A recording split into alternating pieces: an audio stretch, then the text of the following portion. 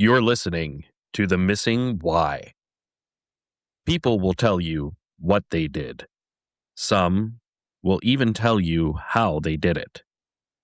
But the why is almost always edited or buried because the real reasons are rarely clean.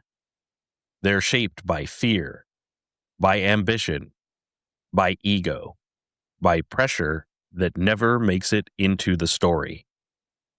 Every decision leaves a trace. Every action exposes a pattern. And most people spend their lives hoping no one looks closely enough to connect them. This is where we do. We study the fracture points, the contradictions, the quiet motives operating behind composed language and controlled appearances.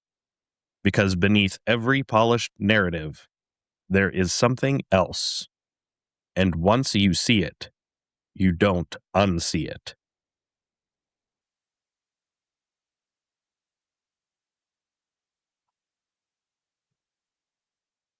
Australia. We are here. Not to take something from your past, but to stand inside it. To walk back into the heat. Back into the light. Back into the sound of the beach. The movement of children. The noise of a public holiday. The ordinary rhythm of a country that had not yet learned to be afraid in the way it would learn after this. Because some stories do not end when the search stops. Some stories stay. They settle into the national memory.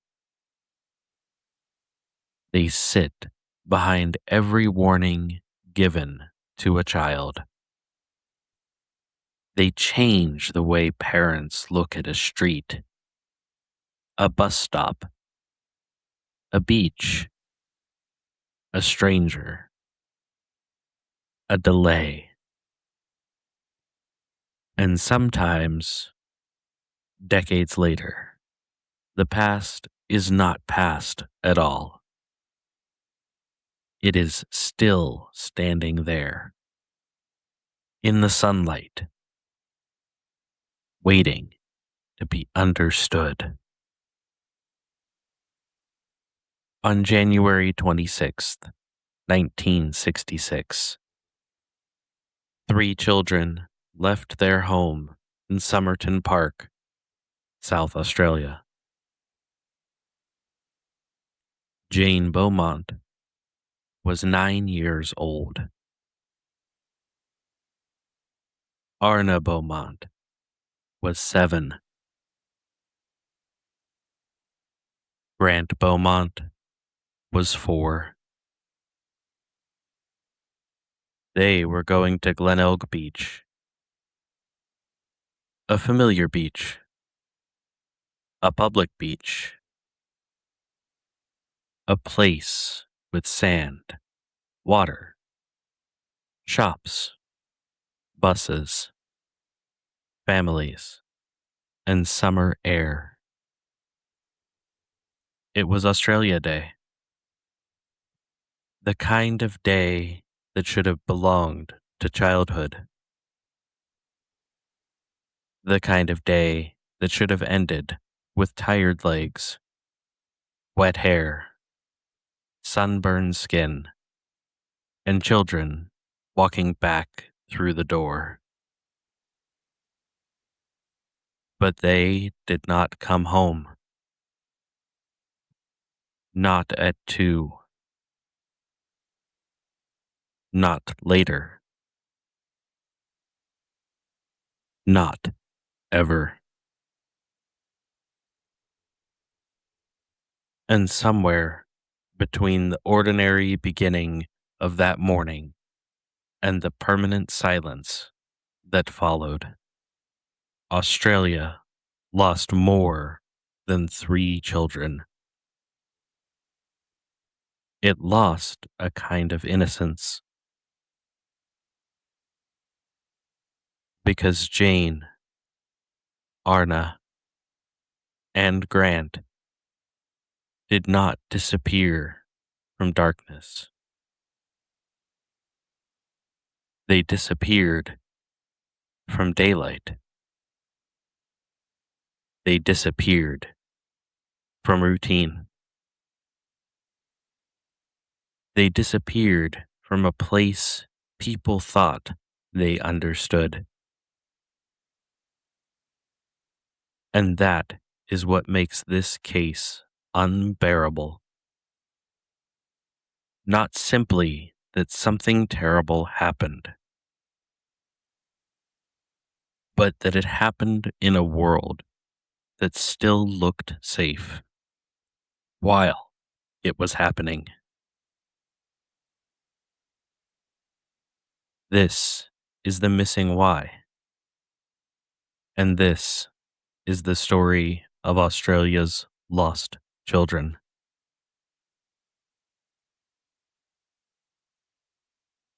Welcome to the missing why. I am Phil. Today, we are in Adelaide, South Australia. We are returning to January 26th, 1966. This is the Beaumont Children case, one of Australia's most enduring, unresolved disappearances. But this episode is not simply a timeline. A timeline can tell you when the children left. A timeline can tell you where they believed to have gone. A timeline can tell you when concern became panic, and panic became a police report. But a timeline cannot fully explain why this case still breathes inside Australian memory. It cannot explain why, 60 years later, people still speak the names Jane, Arna, and Grant with the strange quietness reserved for national grief. It cannot explain why Glenelg Beach became more than a location. It became a wound. It became a question. It became a symbol of the moment when ordinary Australian life became psychologically unstable. Because before the Beaumont children disappeared, many families still believed in a certain structure of the world. Children could walk. Children could ride a bus. Children could go to the beach. Children could move through public spaces because the public itself seemed protective. There were people around. There were shops. There were adults. There were witnesses. There was daylight. And daylight as a way of lying to the human mind. Darkness tells us to be careful. Daylight tells us we are safe. But daylight did not save Jane. It did not save Arna. It did not save Grant. And that is where this story begins. Not with violence, not with an answer, but with the most frightening thing in the world: a normal morning.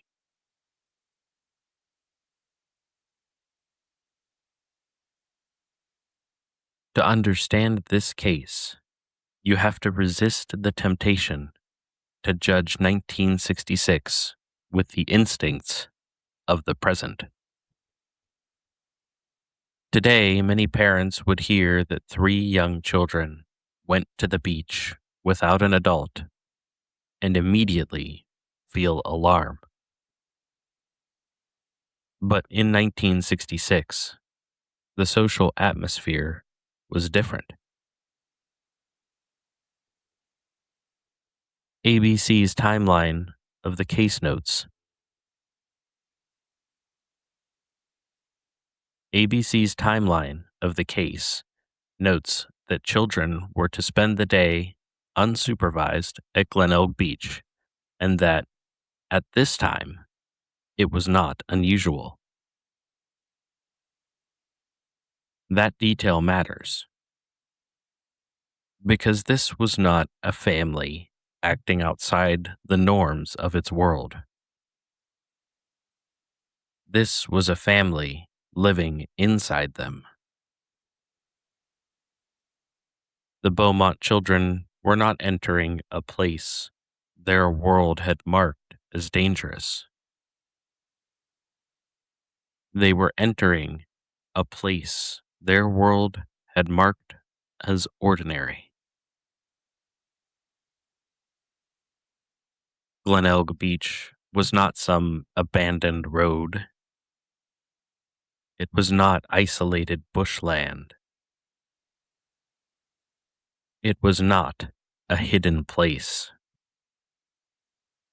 It was public, visible, familiar. The kind of place where danger should have had nowhere to hide. And that is exactly why this case entered the Australian psyche with such force. When danger comes from a place we already fear, the mind can contain it. It says that place was dangerous. It says that situation was risky. It says that would not happen here. But when danger comes from a place we trust, the mind has nowhere to put it. It cannot separate itself from the event. It cannot say that was another world. Because Glenelg was not another world. It was the world. It was the everyday. It was the place families went. And on that day, the everyday failed.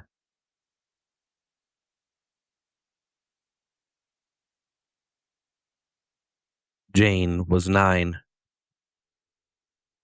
9 is an age that can deceive adults.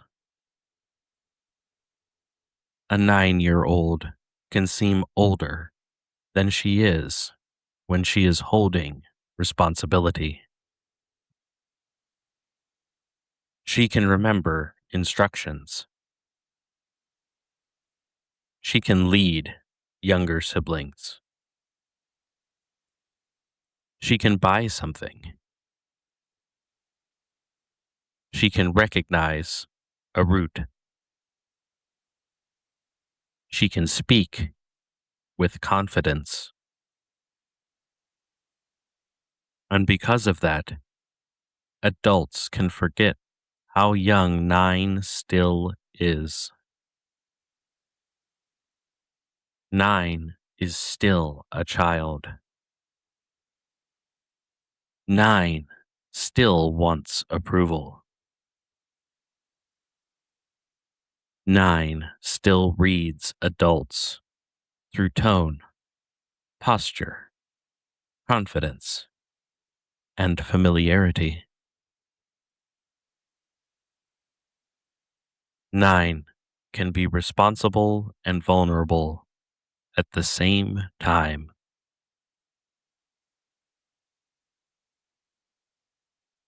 Arna was 7. 7 is old enough to sense when something feels strange, but young enough to be pulled forward by the group.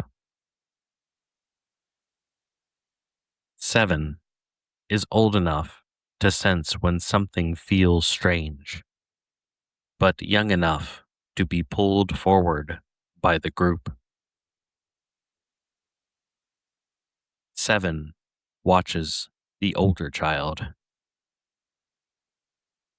7 listens to the adult. 7 looks for cues. If Jane seemed calm, Arna may have felt calm. If an adult seemed friendly, Arna may have read that friendliness as safety.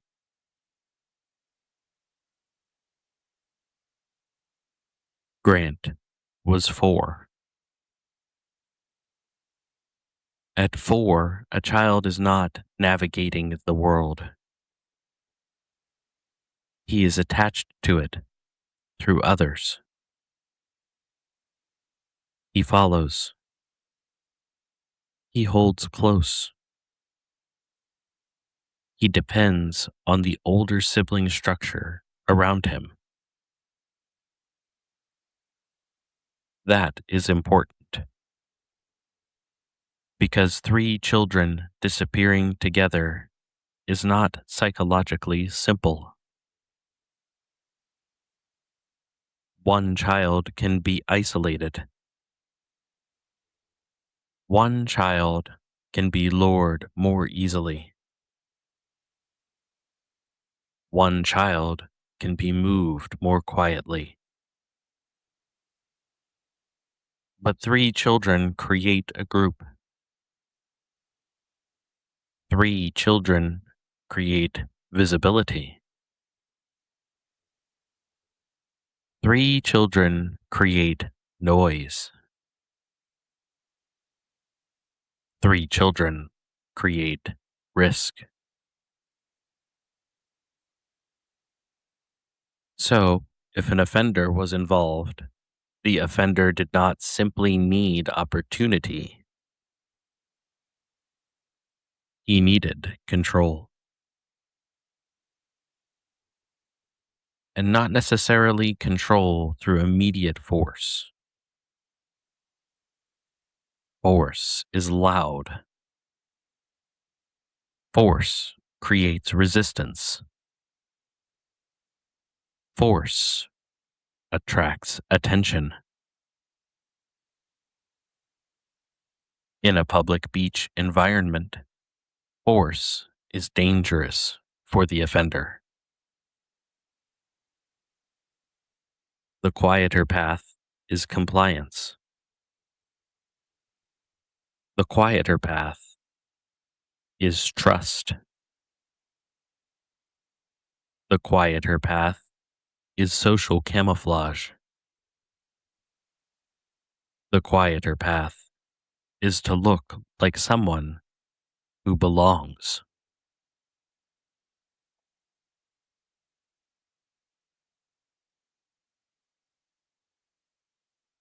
ABC reported that Jane, Arna, and Grant left their family home at Somerton Park at 10 a.m.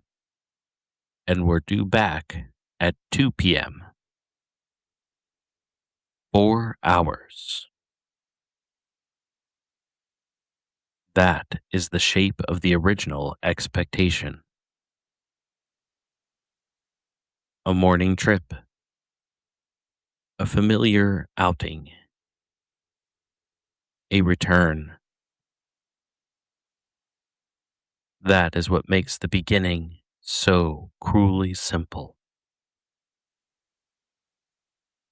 There is no sign in the structure itself that the day is about to become history. No one wakes up inside the final normal morning and hears music playing underneath it. No one sees the future standing at the door. A child leaves. The house settles. The parent continues the day. The mind files the event under ordinary. They will be back. That sentence is one of the most tragic sentences in cases like this. They will be back. Not because it is foolish, but because most of the time it is true. Most of the time, children return. Most of the time, buses come back. Most of the time, a trip to the beach is just a trip to the beach. Most of the time, the door opens again. That is how routine earns trust. It repeats without disaster until the mind stops questioning it. Then, one day, routine breaks.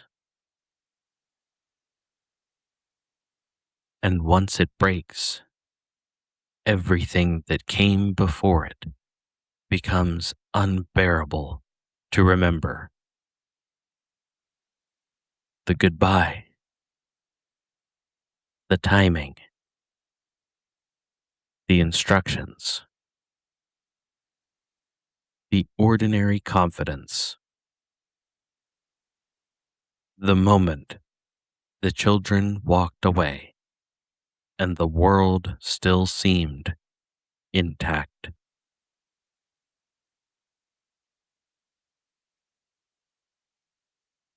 Picture Glenelg that day, not as a crime scene. Not yet. Picture it first as it would have appeared before fear gave it a second meaning. Summer light. The public holiday atmosphere. Children near the water. Families moving between beach and street. The sounds of traffic, voices, gulls, waves, footsteps, coins, towels, shop doors, movement. Nothing quiet, nothing hidden. Nothing that tells the human mind to stop and stare. This matters because public places generate a dangerous kind of attention. People notice things, but only in fragments. Someone may notice children walking. Someone else may notice a man nearby. Someone else may see movement near a shop. Someone else may see a group leaving. But each person sees only a piece. And unless the piece looks wrong, the mind lets it pass. That is public space blindness. Not blindness because people cannot see. Blindness because they cannot interpret what they are seeing in real time.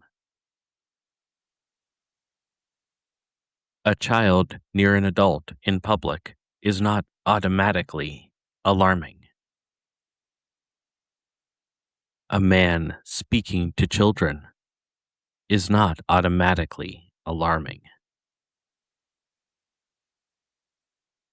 Children walking toward a street, a shop, a bus stop, or a beach entrance are not automatically alarming.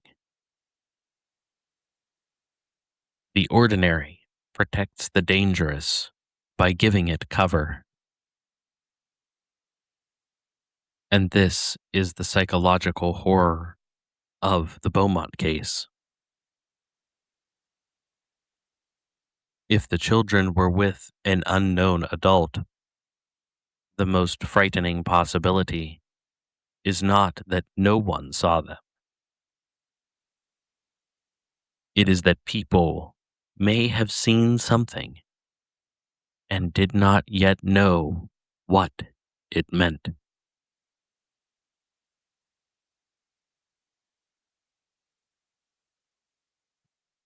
The National Film and Sound Archive states that there were numerous witness sightings of the children near the beach, including reports that they were seen with a middle-aged man and that police were unable to find him. ABC later reporting described witness accounts of the children being seen with a tall, tanned, thin-faced man with short blonde hair. We have to be careful. A witness sighting is not proof.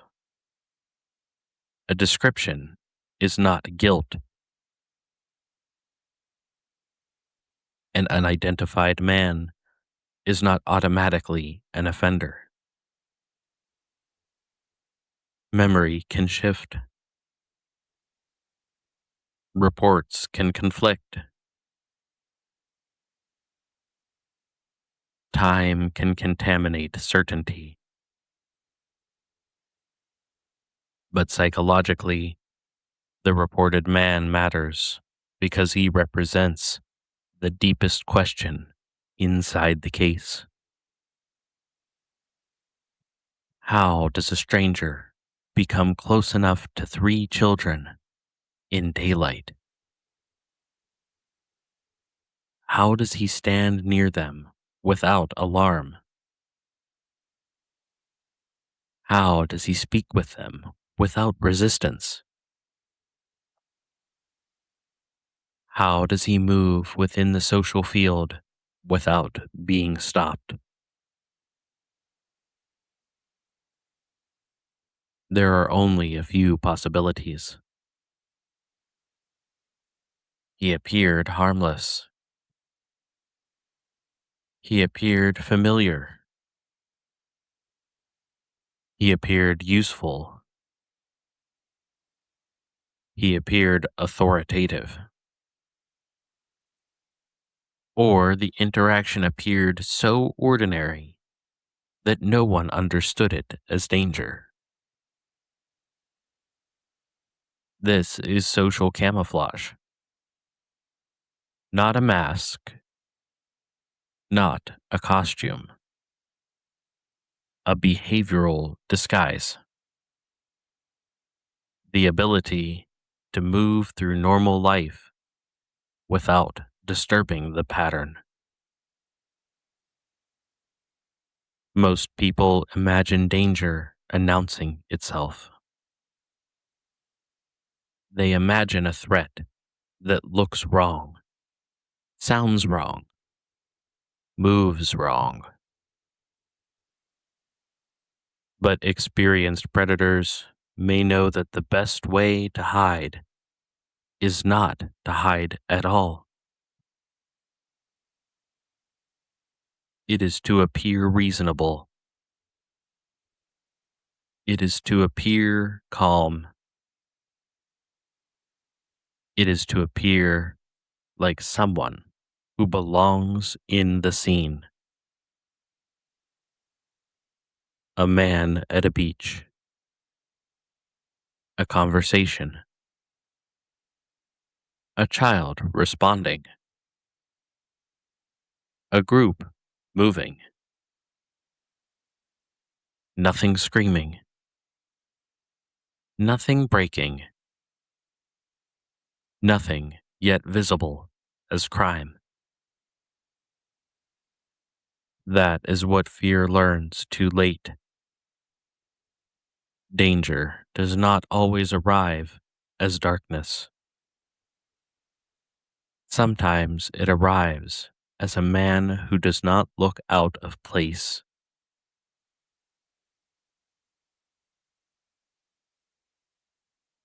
When people imagine an abduction, they often imagine force first. A sudden grab, a scream, a struggle, a violent rupture. But many dangerous encounters begin more quietly than that. They begin with a question, a request, an offer, a lie, a favor, an instruction, a performance of authority. Children are trained to respond to adults. That training is not wrong. Society depends on it. Children are told to listen, to be polite, to answer when spoken to follow instructions from teachers, parents, shopkeepers, bus drivers, neighbors, police, adults in general. Most of the time, that structure helps protect them. But in the wrong hands, the same obedience structure becomes a weapon. A child may not ask, "Is this person dangerous?" A child may ask, "Am I supposed to listen?" That is a different That is a different question, and it is a more dangerous one. Because if the adult sounds confident, the child may comply. If the older sibling appears calm, the younger ones may follow. If the request is framed as temporary, harmless, or helpful, the group may move without panic. If there is a reward, a story, a promise, or a command, resistance may never activate. That is the nightmare. Not only that the children vanished, but that the moment of danger may have felt normal to them at first. They may not have understood when the line was crossed. They may not have known when ordinary ended. And by the time fear became clear, it may have been too late.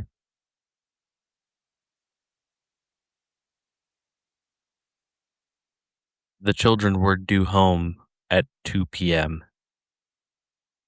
That time matters because before 2 p.m., the day still belongs to expectation. After 2 p.m., the day begins to change. Not all at once. Fear does not always arrive as a scream. Sometimes it arrives as a small irritation. They should be here. Then, a question. Where are they? Then, a rationalization. Maybe they missed the bus. Then, another.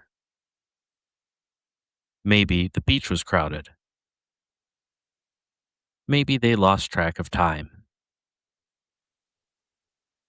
Maybe Jane misunderstood.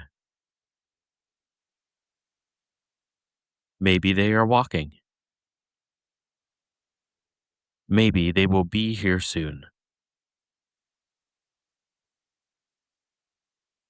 This is how the mind protects itself. It does not begin with catastrophe. It begins with ordinary explanations. Because ordinary explanations are usually correct. Most lateness is not a tragedy. Most delay is not death. Most absence resolves.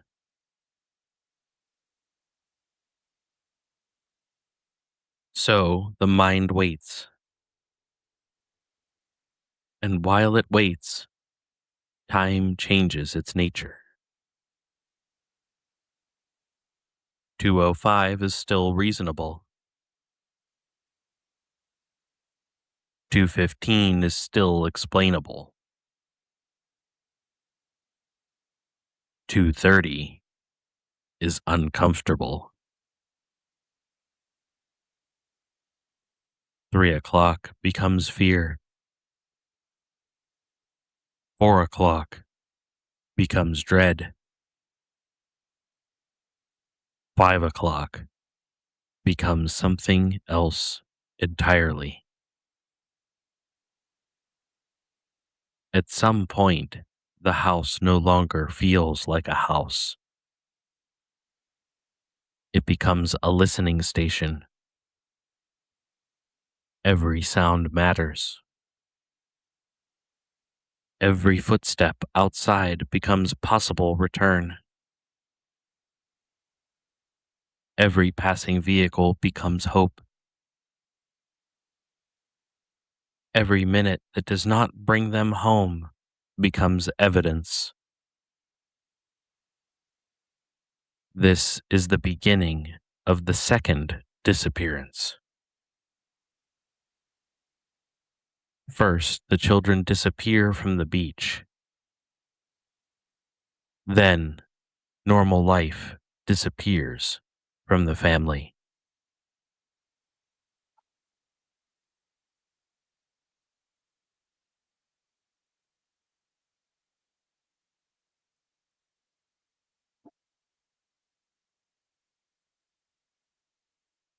The operational log, later made public by South Australia Police, were reported by ABC.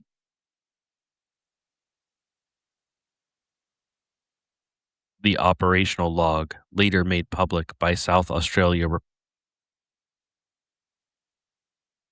The operational log, later made public by South Australia Police and reported by ABC, shows that at 7:20 p.m., the children were reported missing to police, with their father and police having searched the beach area. It also records subsequent searches along parts of the coast that evening. By then, the day had changed completely. Morning had become alarm. A beach trip had become a police matter. A routine had become a rupture. And now the ordinary world had to admit what it did not want to admit. 3 children were missing. Not late, not delayed. Missing. That word changes everything. Missing is not just absence. Missing is uncertainty with teeth. It gives no body, no scene, no final answer, no direction for grief. It forces everyone into imagination. And imagination, in a case involving children, is merciless. Where are they? Are they cold? Are they hurt? Are they together? Are they separated? Are they calling for someone? Are they alive? Did someone take them? Did they trust the wrong person? Is the answer still nearby? Those questions do not sit quietly. They attack. And for the Beaumont family, for Adelaide, and eventually for Australia, those questions never fully stopped. Searches began. The beach, the foreshore, the coastline, the places children might wander,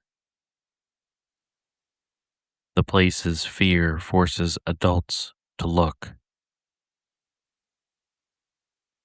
But the children were not found. No confirmed final location. No confirmed offender. No remains. No ending. This is the structure that makes unresolved cases psychologically corrosive. A solved case has horror, but it also has shape. There's a final known event. A courtroom. A confession. A conviction. A body.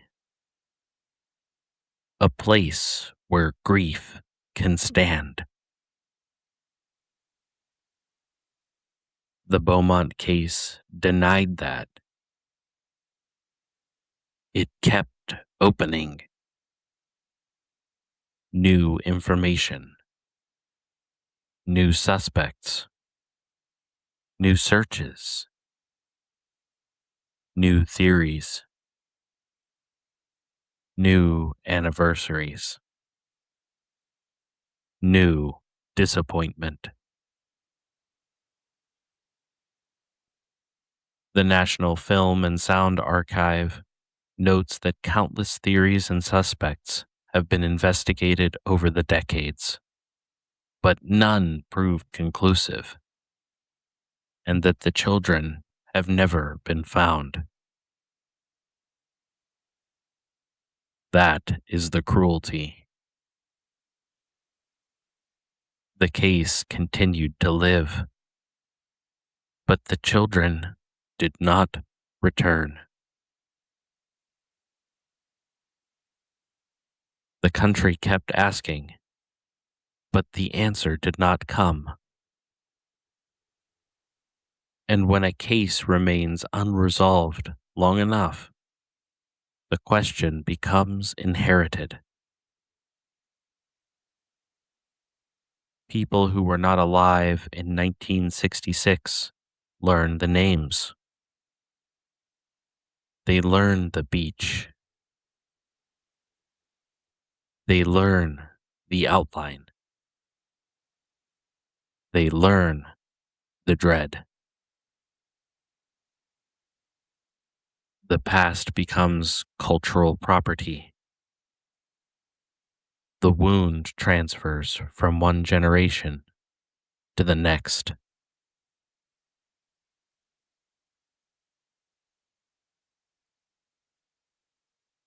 This is where the episode must become larger than the case. Because the Beaumont children did not only disappear from Adelaide, they disappeared into Australian consciousness.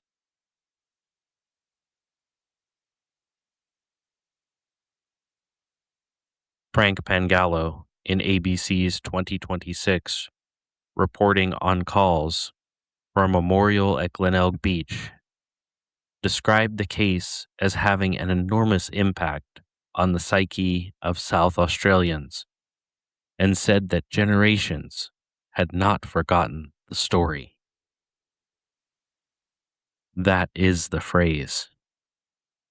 Psyche. This was not just memory. It was psychological injury. The case made people more vigilant, more suspicious, more aware that children's safety could not be outsourced to familiarity. That is what public trust collapse means. It is the moment when a society realizes that the structures it believed would protect people were weaker than assumed.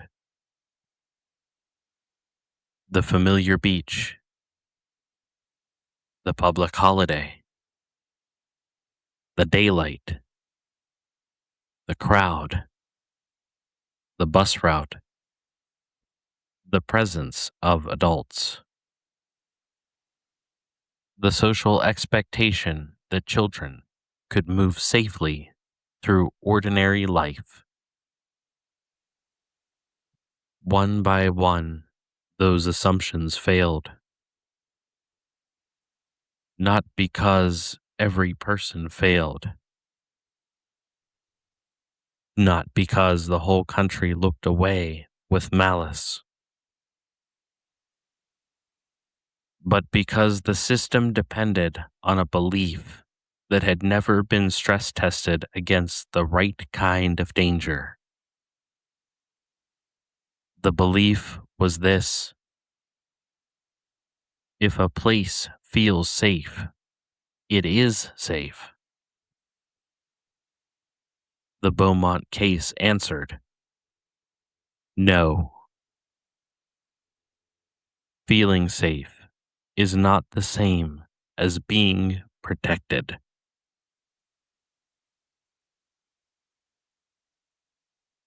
Australia, this is why your past is still present. Because the Beaumont case did not end in 1966.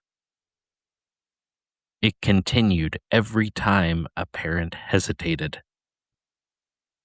Every time a child asked to go somewhere alone. Every time a familiar place suddenly felt unfamiliar. Every time Glenelg Beach was mentioned and the image of 3 children returned. Every time a new search began. Every time another theory surfaced. Every time the country hoped again that maybe this time there would be an answer.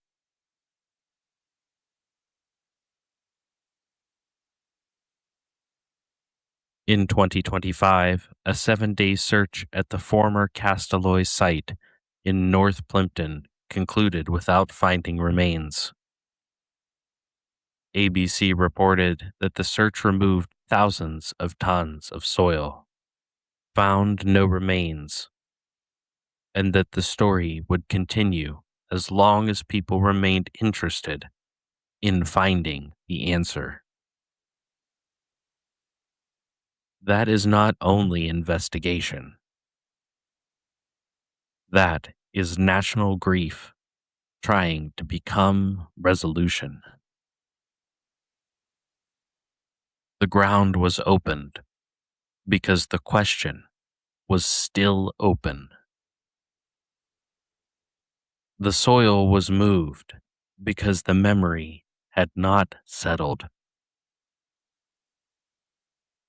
The search failed to find them, but it proved something else. Australia is still looking. Not only for Jane, Arna, and Grant, but for the version of itself that existed before they vanished. The country is still looking for the moment before the rupture, before the beach changed, before the names became permanent, before parents learned that ordinary places could hide extraordinary danger.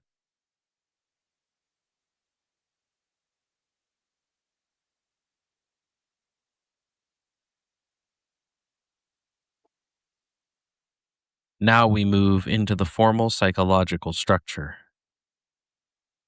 This case belongs to the category public trust collapse. Public trust collapse occurs when a traumatic event destroys confidence in ordinary social environments. The trauma is not only the disappearance. The trauma is the revelation.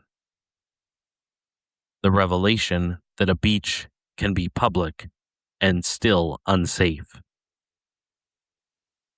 That children can be seen and still disappear.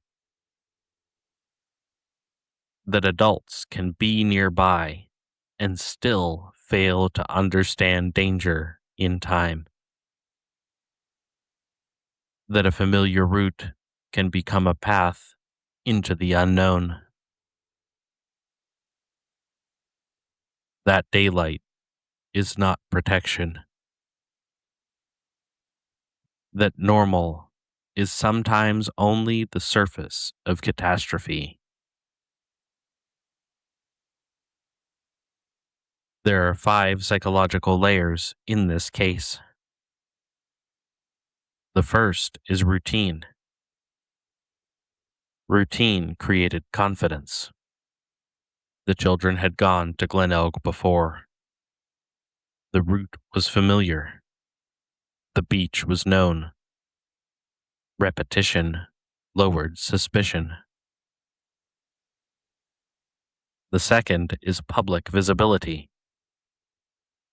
The beach was not hidden, but visibility is passive. Protection is active. A crowd can witness fragments without understanding the whole. The third is adult plausibility. If an unknown adult was involved, he likely benefited from appearing socially acceptable long enough to avoid intervention. The fourth is delayed fear. The family, like most families, would first search for ordinary explanations. The mind resists catastrophe until time forces it open. The fifth is unresolved grief. No confirmed body. No confirmed offender. No final answer. The result is grief without architecture. That is why the case endures. It is not only unsolved, it is structurally unfinished.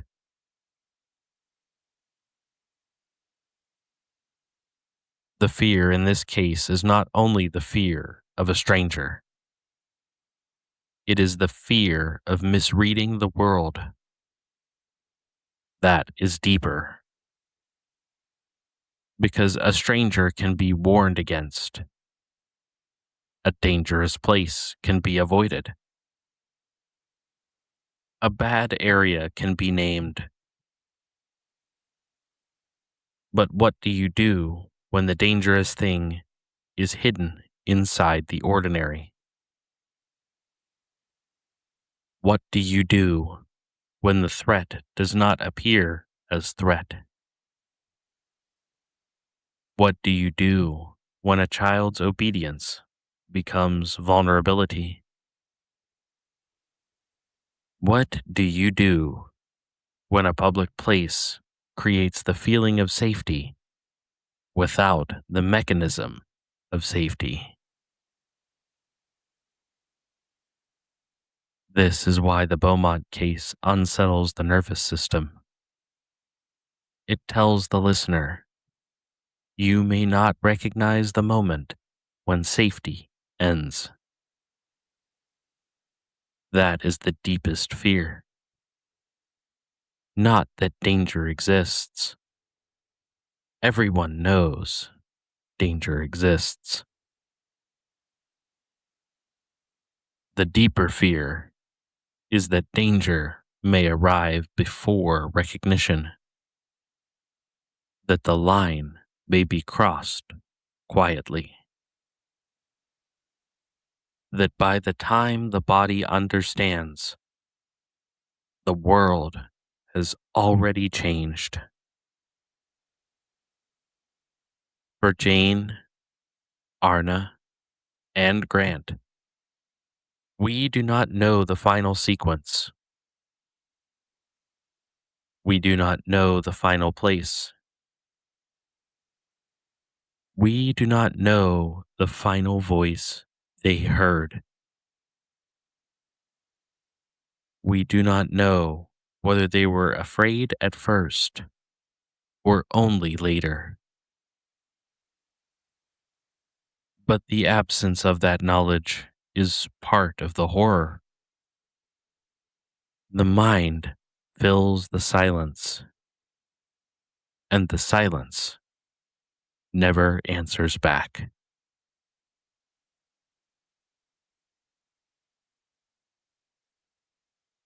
So, what is the missing why?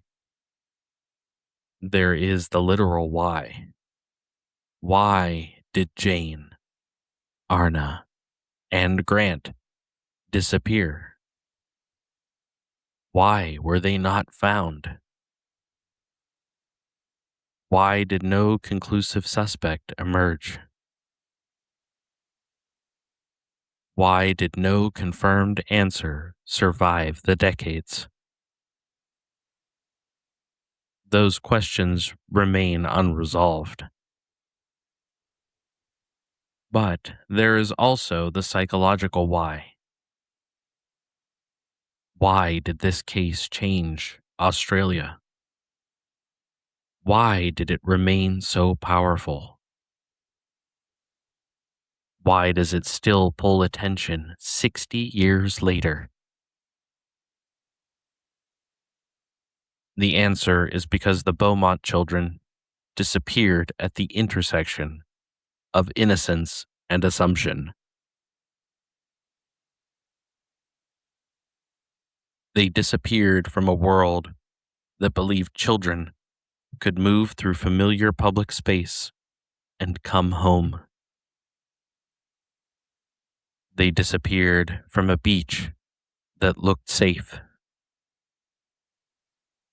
They disappeared on a day that looked normal. They disappeared in a country that had not yet fully absorbed the difference between trust and protection. And that difference is everything.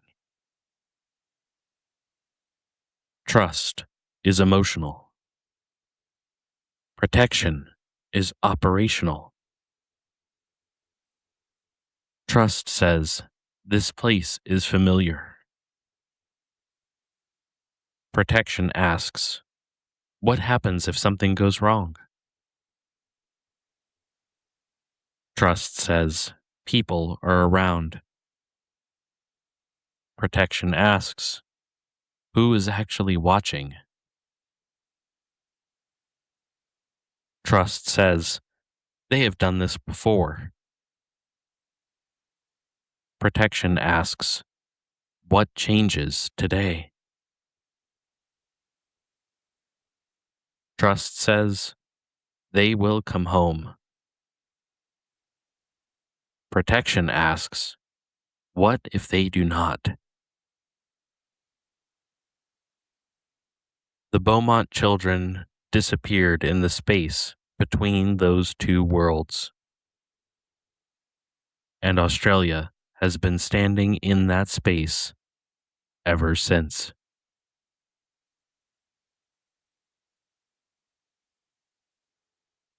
Jane Beaumont was 9. Arna Beaumont was 7. Grant Beaumont was 4. They were not symbols first. They were children. They had a home. They had parents. They had names. They had a morning. They had a destination. And then they became one of the most haunting questions in Australian history. The danger of famous cases is that repetition can turn people into mythology. But we should resist that. Jane was a child. Arna was a child. Grant was a child. Their disappearance deserves memory without exploitation, analysis without accusation, fear without spectacle, and grief without performance. Australia, this is why your past is still present. Because the question never left. Because the beach is still there. Because the names are still known. Because the country still remembers. Because somewhere in the national mind, it is still Australia Day, 1966. The sun is still high. The water is still moving. The children are still expected home. And the door is still waiting to open. But it never does. This has been The Missing Why. I'm Phil. And until next time, remember, the question is not only what happened. The question is why the structure failed before anyone knew it had collapsed.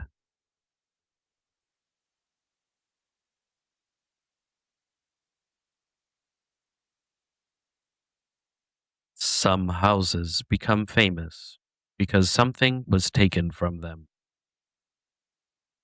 Others become famous because something was left behind. A fingerprint, a shoe print, a knife, a jacket, a bag, a trace of perfume, blood, clothing, a movement through rooms that should have stayed private. In most murder investigations, the absence of evidence becomes the problem. But in Setagaya, the horror was different. The killer did not vanish cleanly. He did not erase himself. He did not move through the house like a ghost. He left pieces of himself everywhere. And still, more than 2 decades later, no one knows who he was. This is not a case about an empty crime scene. This is a case about a crime scene that almost spoke. Almost. This is the story of the Setagaya family murders and the killer who stayed.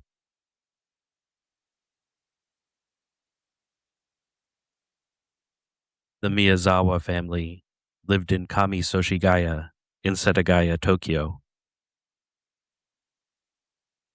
Mikio Miyazawa was 44. His wife, Yasuko, was 41. Their daughter, Nina, was 8. Their son, Ray, was 6. They were a family of 4 living near what was becoming Soshigaya Park. The detail matters because the neighborhood itself was changing. This was not a remote farmhouse. This was not a lonely road. This was Tokyo. But isolation does not always look rural. Sometimes isolation is created by urban planning, by relocation, by houses disappearing one by one, by a familiar neighborhood slowly emptying itself out. According to the Tokyo Metropolitan Police, at the time of the murders, the Miyazawa home was in an area connected to the planned expansion of the park. Only 4 houses, including theirs, remained in that immediate area. That is important because the house was not outside civilization. It was inside it. And still, on the night of December 30th, 2000, that house became its own separate world. A family inside, a killer entering from outside, and then something even stranger. The killer did not simply leave, he stayed. The timing gave the crime a special weight. This was not just the end of a day, it was the end of a year. Japan was moving into New Year's Eve. Families were preparing for rituals, meals, rest, travel, temple visits, television, and the quiet psychological reset that comes with the turning of the calendar. The Miyazawa family spent the evening in the ordinary rhythm of family life. That is the part that always makes cases like this difficult to absorb. There is no visible warning in the ordinary, no cinematic omen, no clear sign that the world is about to split. Just a family in their home.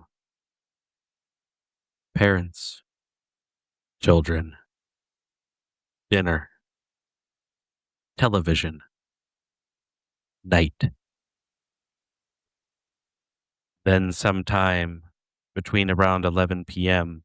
on Saturday, December 30th, 2000, and dawn on Sunday, December 31st, 2000, the structure of that home was broken.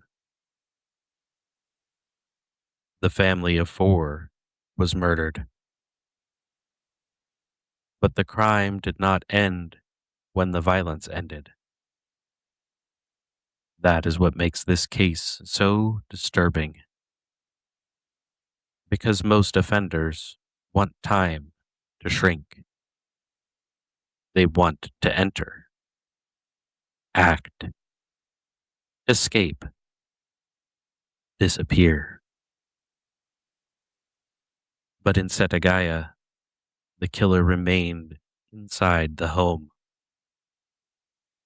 And once he stayed, the case changed.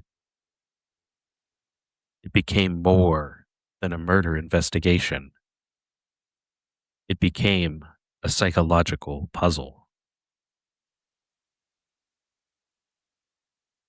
Police found an extraordinary amount of physical evidence. The killer left behind clothing, a gray crusher hat, a green checked scarf, a black Uniqlo AirTech jacket, gloves, Slazenger athletic shoes, a hip bag, black handkerchiefs, a sashimi knife, traces of perfume, blood. The Tokyo Metropolitan Police later released public information about those items, including images and descriptions. They wanted people to remember, to recognize, to search their memory for a person, a purchase, a garment, a bag, a scarf, a knife, a detail that might make the unknown known. The clothing was not vague, it was specific. Police said only 130 sweatshirts of the kind left behind had been sold in all of Japan before the murders. Only 10 were sold in Tokyo. That detail should feel powerful. 10 in Tokyo. 10 possible points of contact. 10 possible routes into the identity of the killer. And yet, the case remained unsolved. That is where the mind begins to resist the facts. Because modern people are trained to believe that evidence equals resolution. Blood should lead somewhere. Clothing should lead somewhere.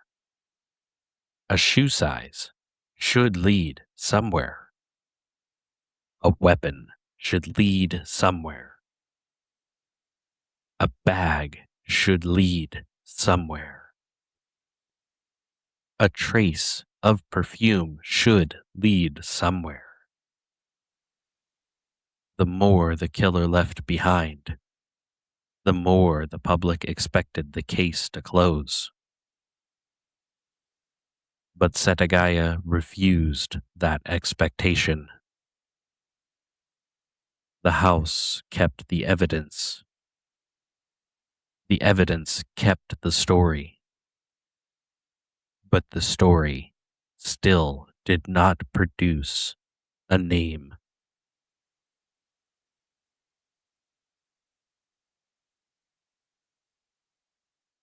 The police were able to develop a profile from the material left behind.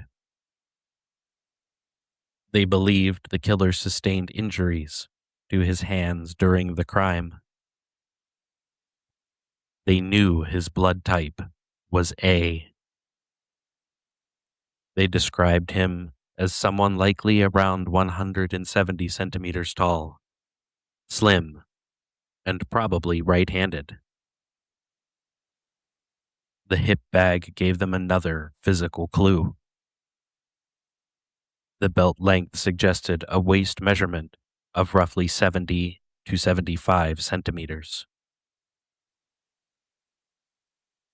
The shoes were Slazenger athletic shoes, size 27.5 centimeters in Japanese sizing, manufactured in South Korea. The handkerchiefs were especially strange. 2 black handkerchiefs were left at the scene. One had a cut in the middle, about 3 centimeters long. Police believed the knife may have been run through that cut, so the handkerchief could function as a kind of grip or support. The other handkerchief was folded into a triangular shape and appeared squeezed around the edges, raising the possibility that it had been used as a mask. And then there was the perfume. Drakkar Noir. A scent detected on the handkerchief that wrapped the weapon. This is what makes the case feel almost impossible. Not because there was nothing, because there was so much. The killer left enough behind to become a physical shadow. Height, build, blood type, possible hand injuries, clothing, bag, shoes, weapon, perfume, movement, Yet a shadow is not a person. A shadow can tell you shape. It cannot tell you name. And in Setagaya, the killer remained a shape, never a face, never a confirmed identity, never a motive that could be held with certainty. The violence itself is horrific, but the behavior afterward is what makes the case linger. The killer stayed. That detail changes everything. Because once the offender remains in the home, we are no longer looking only at violence. We are looking at relationship to space, relationship to risk, relationship to the victims, relationship to the private world he had just destroyed. A killer who flees immediately can be understood through panic, escape, survival, or planning. But a killer who stays asks a different question. Why remain? Why risk discovery? Why continue occupying the home? Why leave behind so many objects? Was he calm? Was he injured? Was he disorganized? Was he searching? Was he dissociated? Was he making a statement? Was he experiencing the house not merely as a crime scene, but as a place he had conquered? This is where the case becomes dangerous to interpret. Because every theory explains something. None explains everything. If it was a robbery, why the lingering? If it was rage, why the strange aftermath? If it was planning, why leave so much behind? If it was chaos, how did he disappear? This is the trap of the Setagaya case. The evidence invites interpretation, but interpretation does not equal truth. The facts create pressure. The mind wants a pattern, but the pattern does not close.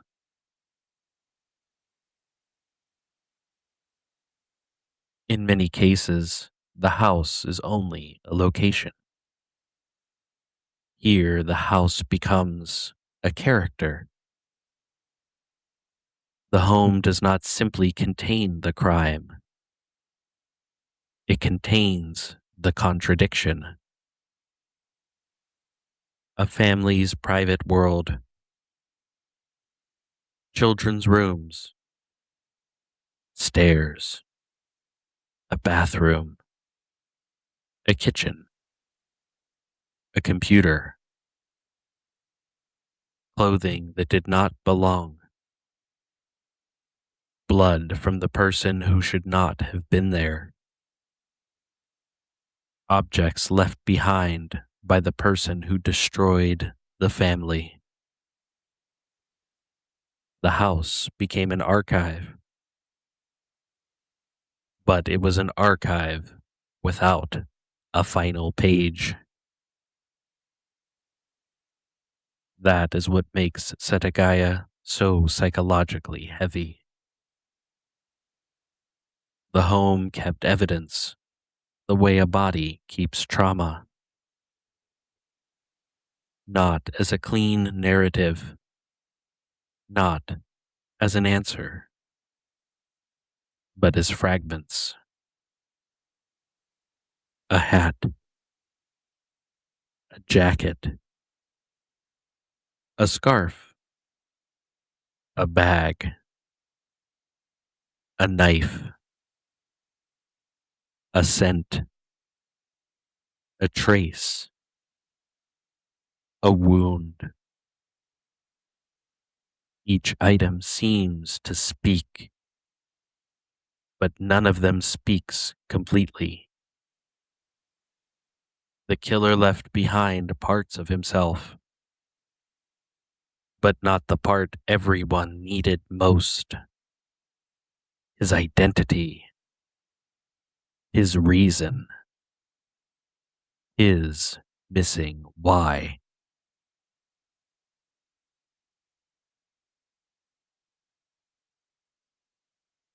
For the missing why, this case belongs under one central psychological category: evidence saturation without resolution.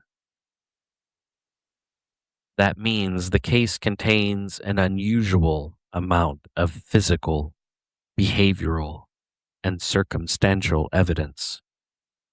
But that evidence still fails to produce a stable identity, motive, or closure. This is different from a case with almost no evidence. A case with no evidence creates emptiness. Setagaya creates frustration. It creates the feeling that the answer is nearby. Not gone, not impossible, nearby. As if someone is standing on the other side of a wall. As if the evidence has already done 90% of the work, but the final 10% never arrives. And that final 10% is everything. That is why this case has such lasting force. It violates the emotional contract people believe exists between evidence and justice. We think that if a killer leaves enough behind, the truth will eventually become unavoidable. Setagaya says otherwise. Sometimes the killer can leave a map, and the map still does not lead to him.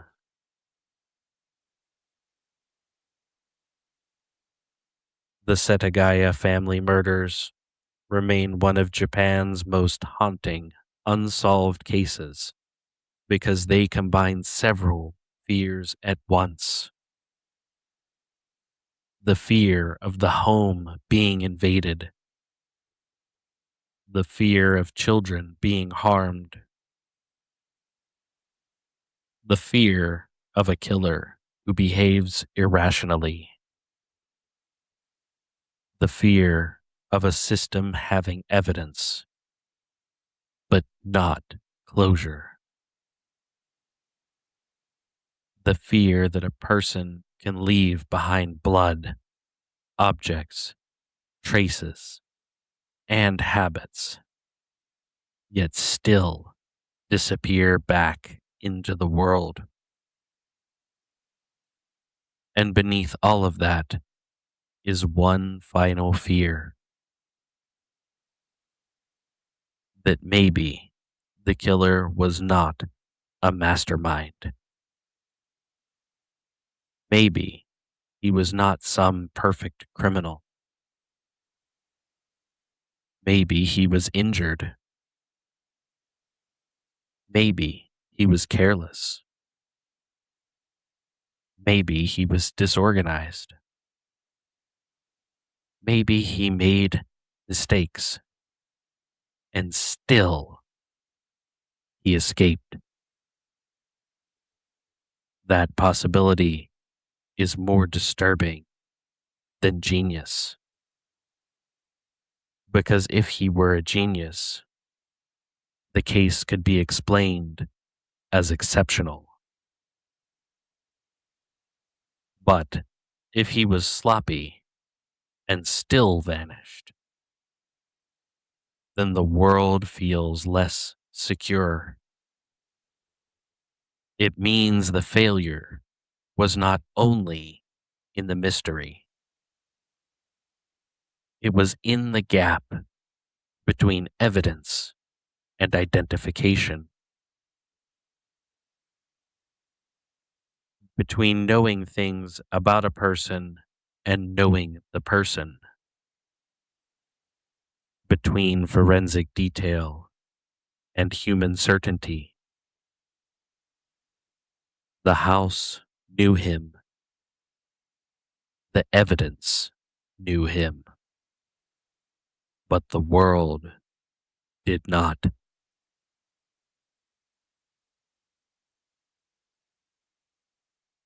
More than 25 years later, the official police page remains active. The reward remains public. The clothing is still shown. The objects are still described. The police are still asking for information. That matters. Because this is not folklore. This is not merely an internet mystery.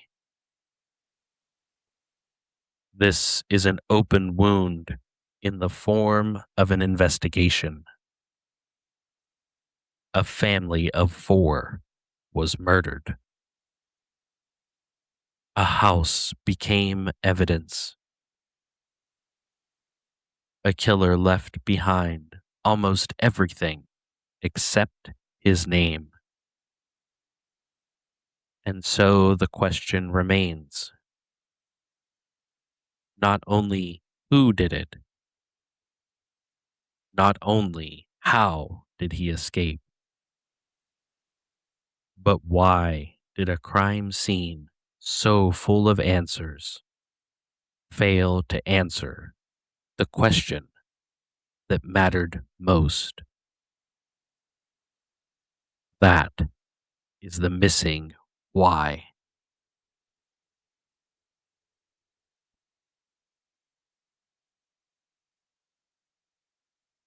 The house stood in Ohuvo, a quiet suburb just outside Nome, a place where sound doesn't travel far, where movement is noticed, where patterns settle in and stay that way. The kind of neighborhood where mornings repeat themselves. Same doors opening, same cars leaving, same lights turning off at night. Ordinary, routine, predictable. A family of 4 lived inside. No known conflicts. No visible instability. Nothing that suggested disruption. Nothing that suggested fracture. And then, in February of 2017, they vanished. Not loudly, not violently, at least not in a way the outside world could hear. Simply absence.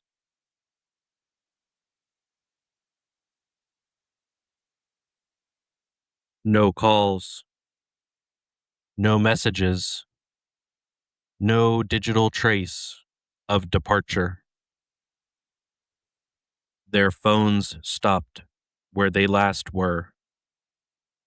Their routines stopped mid pattern. The cars were still there, cooling in the driveway as if they hadn't been touched in days. Personal belongings remained exactly where they should have been. Coats hung, shoes aligned, objects undisturbed in a way that felt too deliberate. The house itself appeared intact. No broken locks, no shattered glass, no visible point of entry. But something was off. Not obvious, not immediate, subtle. The kind of subtle that sits in the air before you understand it.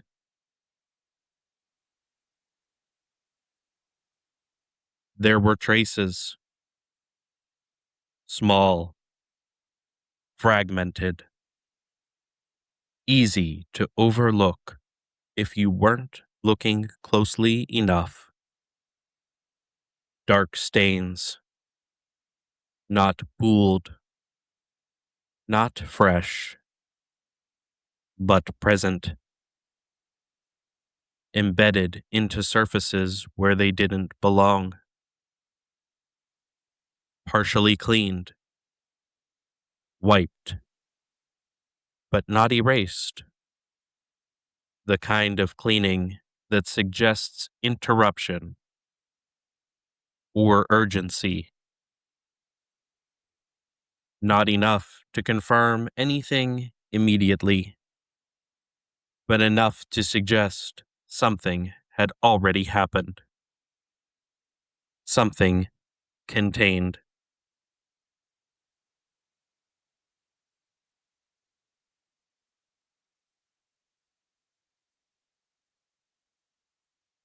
Something that did not leave the house.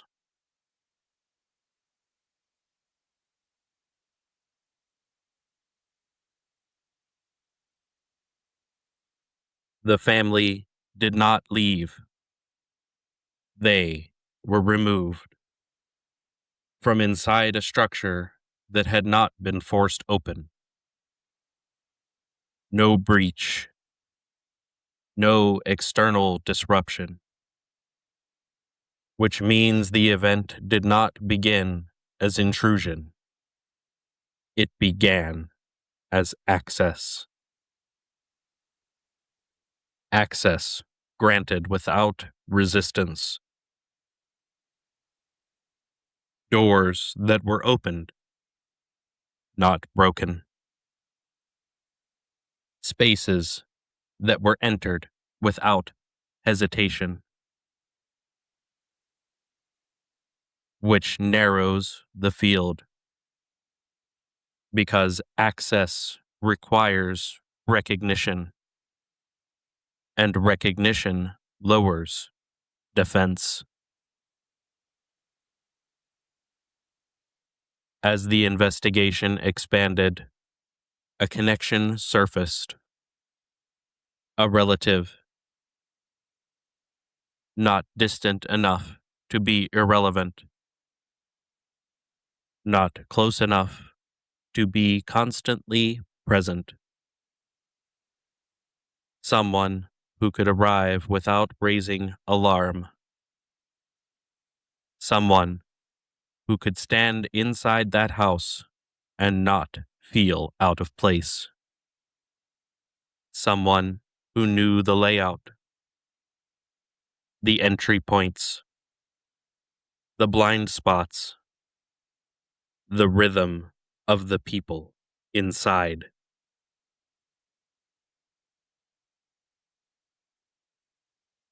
And more importantly, someone who carried a belief, not a suspicion,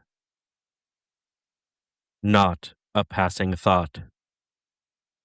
Something fixed, something settled. Because what followed was not random.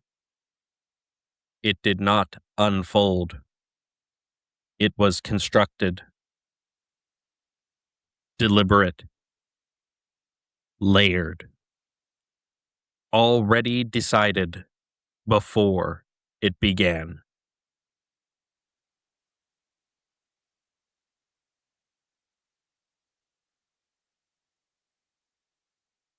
To understand this case, we remove a common assumption that violence requires immediate justification. In structured cases like this, justification is not reactive. It is pre-built, formed gradually, reinforced internally, left unchallenged long enough to stabilize. No external validation required. No contradiction strong enough to disrupt it.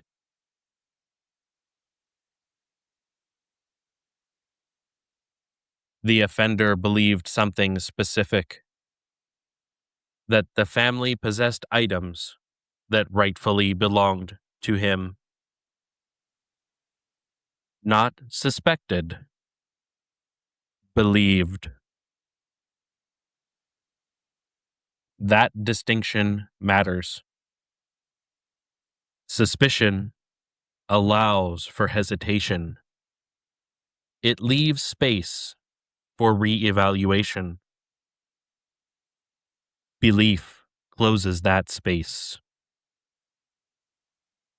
Once belief is established, opposing evidence is filtered out, not ignored, reinterpreted.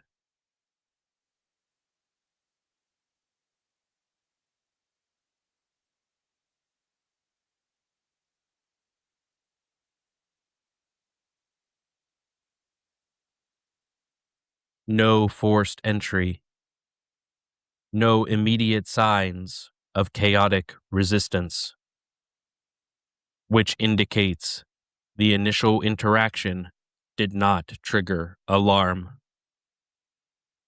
It was processed as safe, familiar, allowed. That moment matters because the shift from safety to threat did not happen at the door.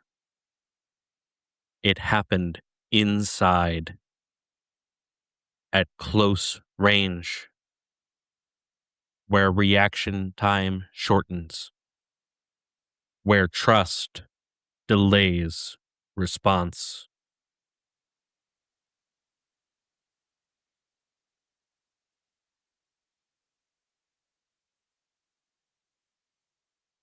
This introduces a specific mechanism: cognitive entitlement. The offender does not frame the act as violation. He frames it as correction. Within that structure, the victims are not seen as owners. They are seen as holders of something misallocated, and resistance from them is not interpreted as defense, but as obstruction, an obstacle to be removed.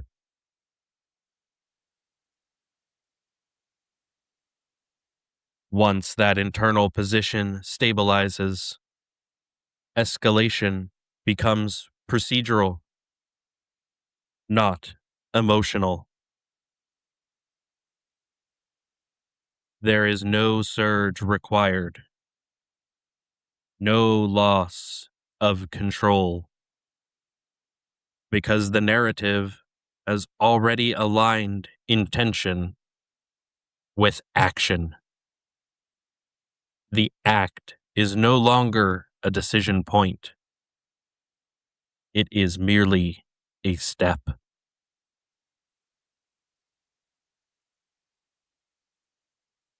The aftermath becomes critical. The attempts to clean, to reduce visibility, to manage the physical environment after the event. These are not disorganized actions. They are controlled, sequential. The behavior does not fracture after the violence. It continues, which indicates continuity of mindset, not collapse. That continuity tells us something precise. The act itself was not the peak. It was not the breaking point. It was one phase within an already active process. A process that began with belief and transitioned into enforcement.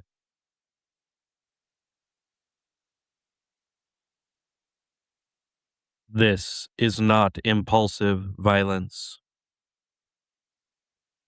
It is internally authorized violence. And internally authorized actions are resistant to interruption because they do not register as wrong within the This is not impulsive violence. It is internally authorized violence. And internally authorized actions are resistant to interruption because they do not register as wrong within the individual executing them. There is no internal signal to stop. So the relevant question is not, why would someone commit this act?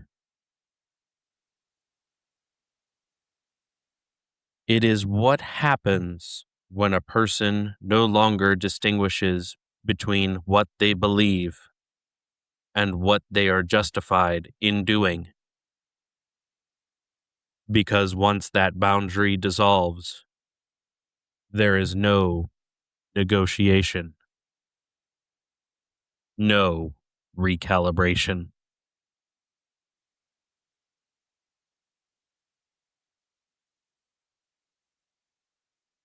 This case feels easier to explain, at least on the surface. There is conflict. There is escalation. There are decisions that appear deliberate. But that's exactly where the misinterpretation begins. Because clarity in behavior does not always mean clarity in motive. So instead of asking what he did, we need to examine how he justified doing it.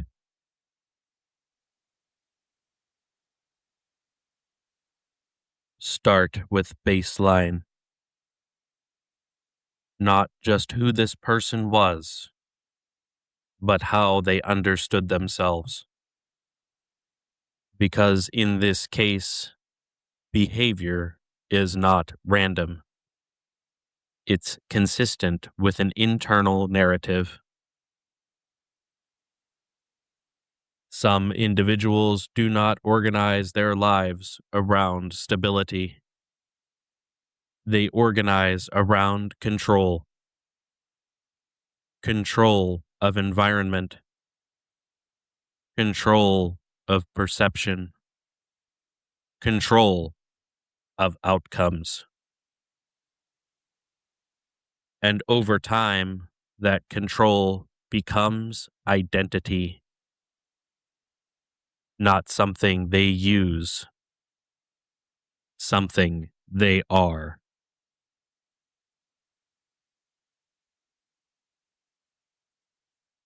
To maintain that identity, the brain builds a supporting story, a framework where their actions are justified. Their perspective is correct. Their responses are necessary. This is not conscious manipulation. It is cognitive alignment.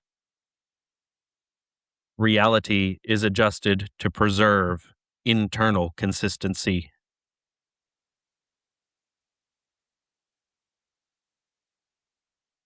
Now, introduce disruption.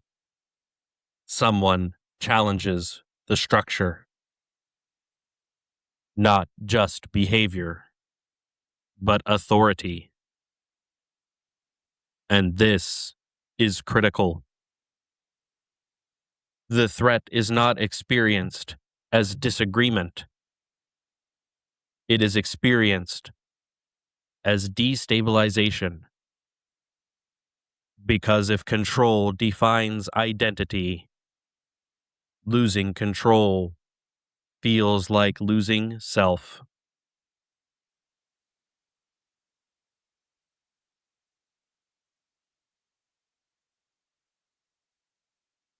At this point, escalation becomes predictable, but not in the way people assume.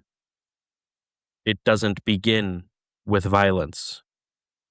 It begins with justification, reframing the other person, minimizing consequences, elevating perceived necessity. By the time the act occurs, it no longer feels extreme internally. It feels consistent. Several distortions typically appear in this structure. Entitlement framing. I'm justified in this response. Moral inversion. They cause this outcome. Control bias. I need to restore order. These distortions reduce internal resistance. They don't remove awareness. They remove conflict.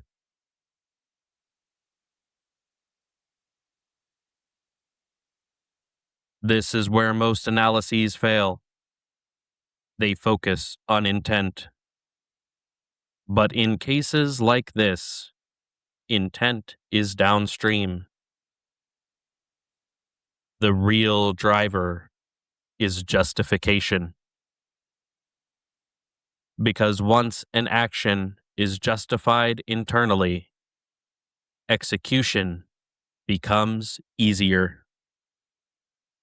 Not because the person lacks awareness, but because the action fits their constructed logic.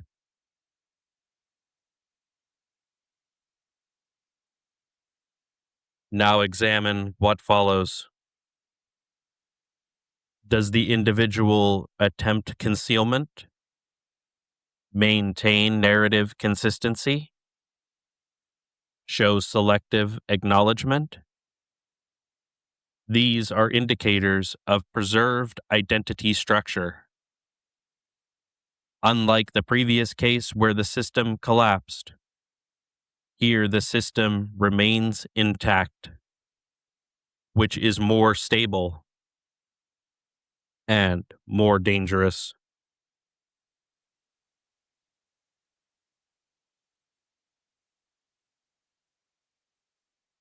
This case aligns with control preservation violence, where the act is not about emotional overflow, but about restoring or maintaining dominance over a perceived disruption. The individual is not reacting impulsively. They are acting in alignment with a self-consistent framework. The confusion in this case comes from overestimating emotion and underestimating structure.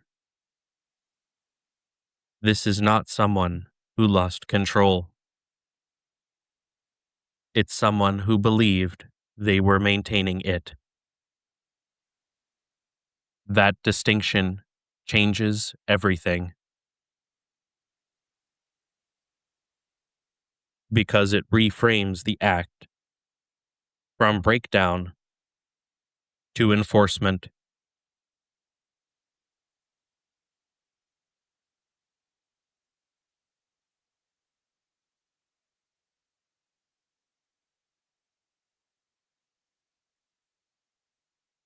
The most dangerous individuals are not always unstable.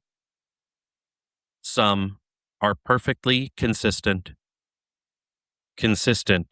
in how they think, consistent in how they justify, and consistent in how far they're willing to go to protect the version of reality that they have built.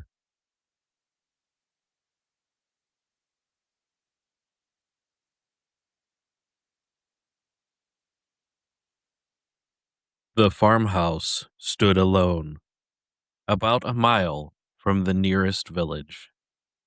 No passing traffic, no visitors unless expected. And in the winter of 1922, no reason for anyone to be there. But weeks before the murders, the family began noticing something strange. Footprints in the snow, leading from the forest to the house, and none leading back. The farmer, Andreas Gruber, searched the property. He checked the barn, the attic, the tool shed. Nothing was missing, yet every morning the footprints returned.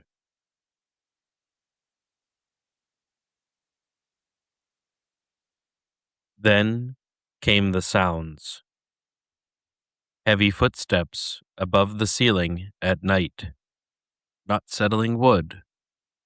Not animals. Walking. When Gruber climbed into the attic to investigate, he found fresh straw arranged into what looked like a sleeping space. Someone had been living above the family, watching them for days or longer. Days later, the maid quit. She didn't argue. She didn't ask for wages owed. She simply said the house was haunted and refused to stay another night. A new maid arrived the same day. She would be dead within hours. One by one, members of the family were lured into the barn. not attacked in panic, but called there. Each victim walked willingly into darkness they had no reason to fear, which means something important. Whoever was waiting inside was someone they trusted. After the murders, the killer did not flee. He stayed in the house for several days. He fed the livestock, ate meals in the kitchen, and slept under the same roof as the bodies. The village noticed smoke from the chimney long after the family was dead. This was not rage, not desperation, not even escape. This was presence. So tonight, we are not asking who committed the Hinterkaifeck murders. We are asking something far more disturbing. What kind of mind kills and then continues living there?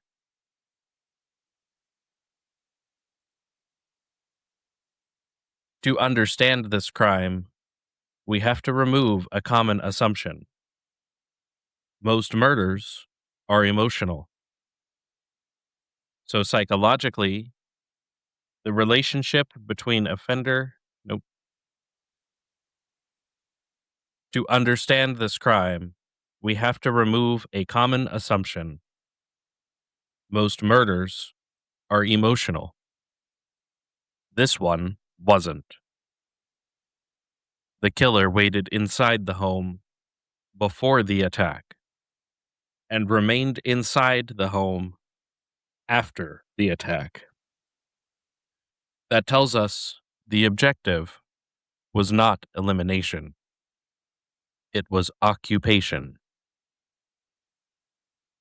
The barn matters. Each victim entered separately. No signs of a struggle large enough to attract the others. The barn matters. Each victim entered separately.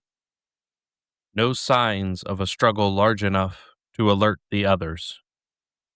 Which means the killer didn't chase anyone, he summoned them. A person only walks alone into the darkness if they believe they already understand what's waiting there. So psychologically, the relationship between offender and victim was not sudden violence. It was established familiarity. This narrows motive. Not theft. Valuables were left behind. Not panic. The killer stayed for days. Not revenge. Revenge ends when the target is dead. But the behavior continued. Feeding animals. Using the kitchen. Maintaining the property. These actions are not part of murder. They are part of living. Which introduces a rare behavioral category: possession psychology. The crime scene was not abandoned because the offender did not experience the location as belonging to the victims anymore. In his mind, the removal of the family did not create a risk. It created permission. This changes the emotional profile of the offender. Rage killers leave. Fearful killers flee. Greedy killers take. But a territorial killer remains. The attic evidence becomes critical. Someone was already living above them before the murders occurred, meaning the killings were not the beginning of the crime. They were the conclusion of a psychological process. The offender had already crossed the boundary from observer to resident. The family just hadn't realized it yet.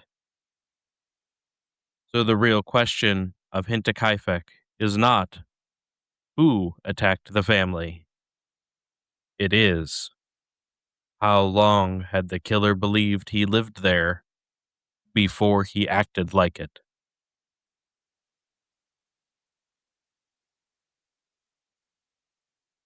What you're hearing isn't just a sequence of events. It's a boundary violation that went undetected until it was irreversible. Most people approach a case like this looking for a moment, a trigger, a point where something snapped. There isn't one, because this wasn't a reaction, it was a progression. The footprints, the attic, the sounds at night. These weren't warnings, they were evidence that the crime had already begun, just not in a way the family could recognize.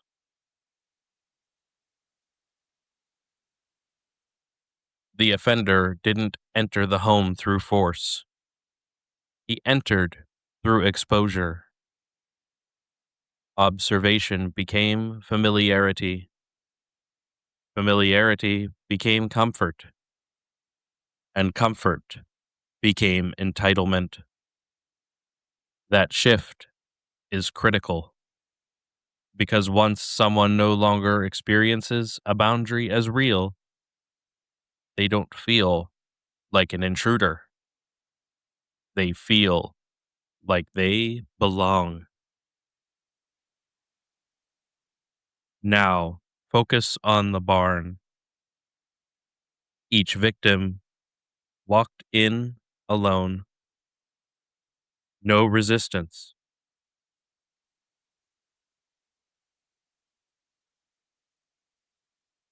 No escalation.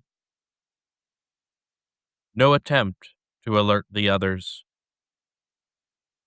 That only happens under one condition. The perceived threat is zero, which means the offender wasn't just physically present in their environment. He was psychologically integrated into it.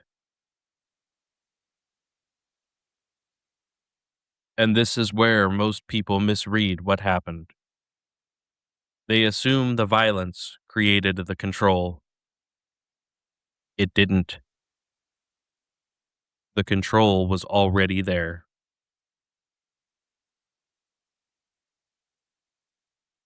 So we ask a different question. Not what happened in the barn, but what had already been accepted before anyone walked into it. This is the missing why. The moment the boundary between observer and owner disappeared without anyone recognizing the shift. Now, everything that follows starts to make sense. The killings weren't the beginning. They were the confirmation.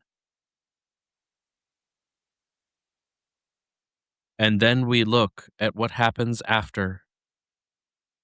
The offender stays, feeds the animals, uses the kitchen, maintains routine. That behavior is not consistent with fear, panic, or urgency. It is consistent with normalization. The environment didn't feel like a crime scene to him. It felt like a residence, which introduces something far more precise than motive. Not anger, not greed, not revenge. Occupation.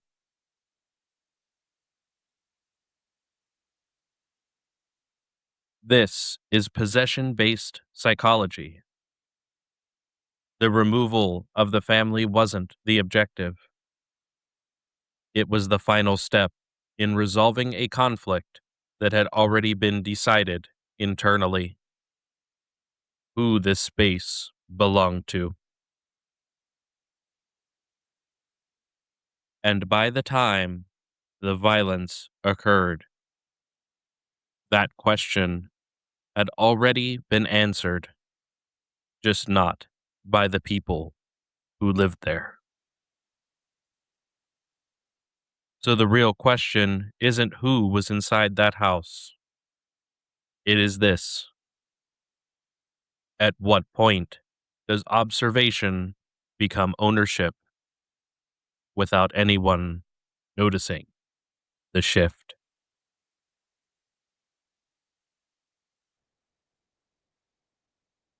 This was the missing why.